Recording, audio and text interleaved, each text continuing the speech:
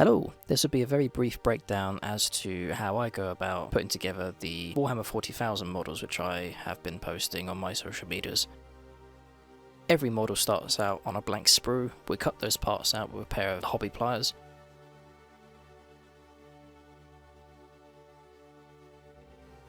And then I'll knife away any excess, file away any excess plastic that's left on the side of the models as well.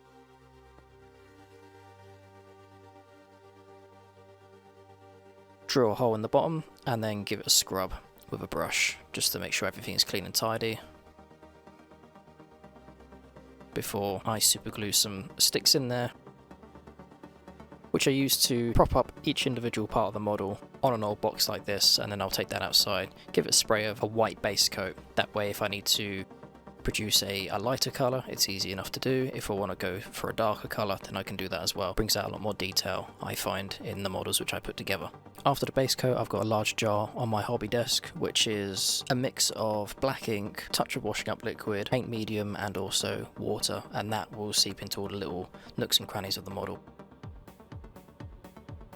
And then once that's done, I'll then use a contrast paint, which works in a similar sort of way, but leaves a lot more paint on the higher parts of the model, which means with two thin coats I can produce this nice red tone on the armour.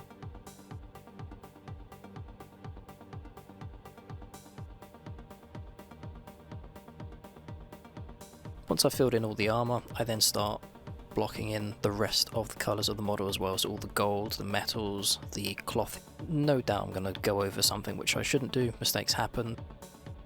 It's easy enough to go back later on, find out all those little details and fill in the gaps, hide the mistakes, let's say.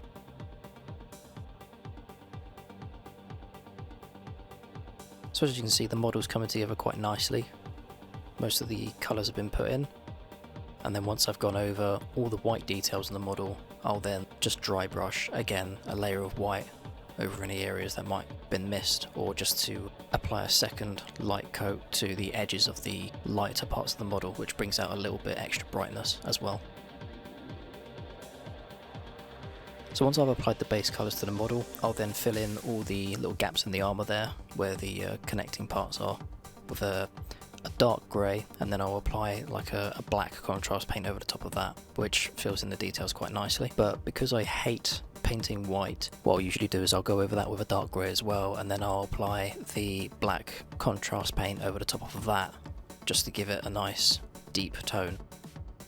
Once all that's done and I've got a rough idea of where I want the colours, I'll then start adding washes. So this wash here goes really well with all the parchments, the scriptures, and also over gold metallic colours as well. Gives it kind of a sort of brown, not necessarily a rusty kind of effect, but a nice, almost like tea sort of stained effect.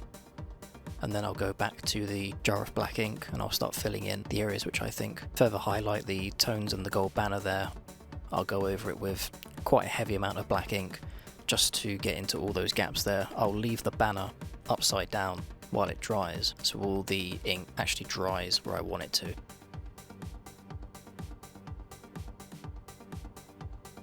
Once I'm done with that, I move on to the leathers, so I start filling in the browns. I'll usually start with a lighter brown and I'll water down this paint quite a bit so it gets into all the little nooks and crannies and also leaves a very light tone.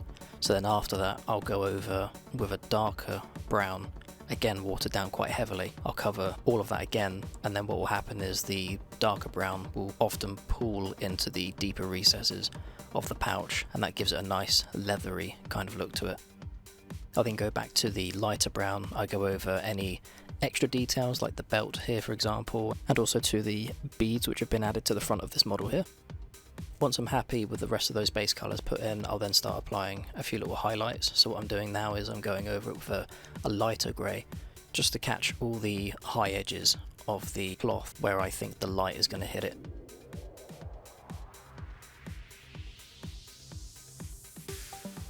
So once I've got the majority of the details added to this model, I'll then go onto the base, so I have a rough idea of how this character is going to stand. And what I do for this is I grab a base, I then take some super glue, cover the area of that, and then I'll take some baking soda, which acts as a catalyst and dries the glue very quickly and also leaves behind a nice rough effect. You can sand this down if you want a smoother edge. Alternatively, you can heavily put the super glue on and create some really cool patterns.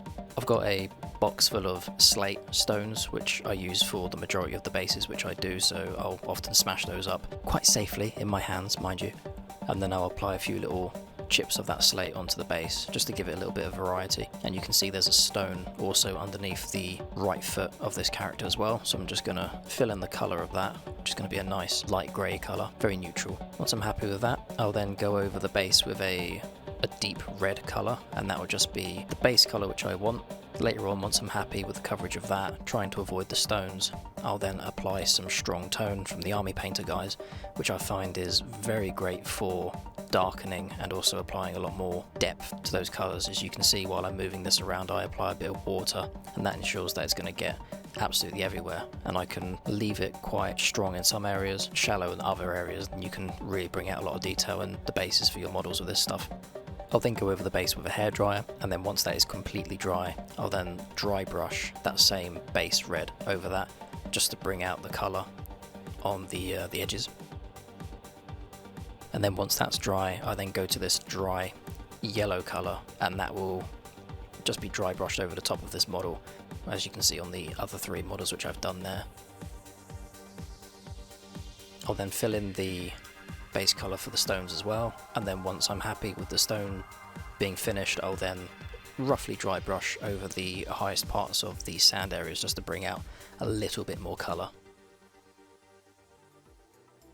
Back to the model, I'll then start applying highlights to that, so I've got a rough idea of where the light's going to hit that, and then once I've highlighted the majority of the model, I'll then go back to the base.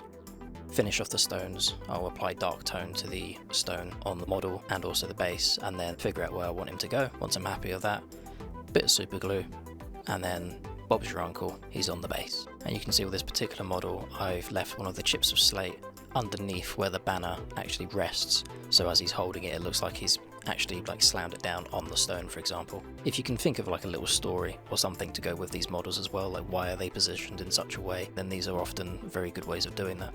And on to the really annoying white helmet. So I'll apply a very light touch of this blue shade, which really brings out the white in the helmet. I find that the blue shade as opposed to black just brings out the white a little bit more. It's a very nice contrast between the two colours. And once I've got the base colours down for the white of the helmet, and I'm happy with that, I'll then fill in the eye lenses with a green contrast paint. The eye lenses pop quite a lot. I'll then go with the halo for this chap as well, fill in the neck area with a dark grey, and then apply the black contrast paint over top of that. And onto the very fine detail of the parchments, the scriptures. So what I've done here is I've applied a decent amount of water to the brush, wiped the majority of that off so the bristles are still a little bit damp, and then I go into the black contrast paint, which is a very loose paint as it is, and then as you can see here, I'm just tapping the very tip of the brush onto the parchment. I'm not dragging it. I find that when I drag it, I often go off so the lines don't look as straight as I'd like them. So looking at it very closely, doesn't look like there's a great deal of detail there, but when you come out a little bit from the model and you see it as it would be presented on the tabletop, the scriptures look fairly detailed. So that hopefully is enough detail to show you just how much effort goes into painting these little models, and also how much detail there really is in these. And it's a creative output for me as well, not just riding the motorcycle in most of my videos, but this stuff isn't just for professionals either. If you haven't painted a model before, then you'll be surprised the contrast paints are very forgiving. Hope you've enjoyed that, and thank you for watching.